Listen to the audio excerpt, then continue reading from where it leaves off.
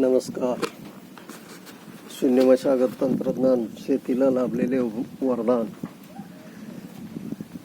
या तंत्रज्ञानाचा वापर मी बिरादार शिवगोंडा धोंडप्पा मुक्काम पोस्ट वडसंग तालुका जत जिल्हा सांगली येथील शेतकरी गेली 2 वर्ष झाले शून्य मशागत तंत्रज्ञानाचा वापर करून शेती करत आहे. या शेतीमध्ये चालू हंगामामध्ये मी तुम्हाला गव्हाच्या काढणीचा व्हिडिओ सुद्धा पाठवलेला होता. त्याची मळणी झालेली आहे आणि त्या मळणीमध्ये मला एकूण क्षेत्र 1 एकर म्हणजे 36 गुंठे क्षेत्र आहे. त्या क्षेत्रामध्ये मी टोकन पद्धतीने गव्हाची लागवड केलेलं होतं.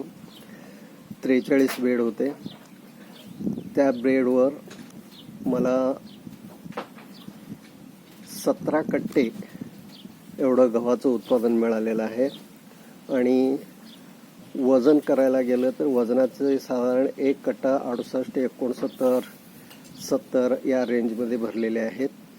म्हणजे टोटली साधारणपणे 11.5 क्विंटल एवढं उत्पादन मला या चालू ह्याच्यामध्ये मिळालेलं आहे.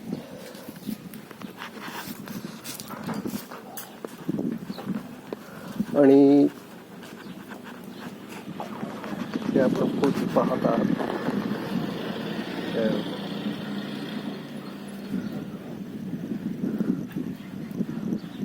गव्हाची प्रत सुद्धा चांगली आहे.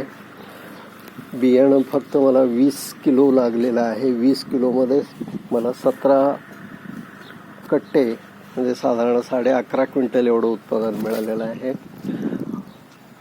पण गेल्या वर्षी मी 50 तेवढ्या क्षेत्रामध्ये म्हणजे यापूर्वी घेतलेलं पीक जे आहे त्यामध्ये 50 किलो गहू पेरणी बी पेरलं होतं आणि त्यापासून मला मिळालेलं होतं 11 क्विंटल. आणि यावेळेला 20 किलो बियाणं पेरलेलं आहे, टोकन केलेलं होतं आणि यापासून मला मिळालेलं आहे तसं ॲक्च्युली जर बघायला गेलं तर 11 क्विंटल 56 किलो एवढं उत्पन्न मला मिळालेलं आहे. म्हणून शून्य मशागत तंत्रज्ञान हे शेतीला मिळालेलं वरदान आहे.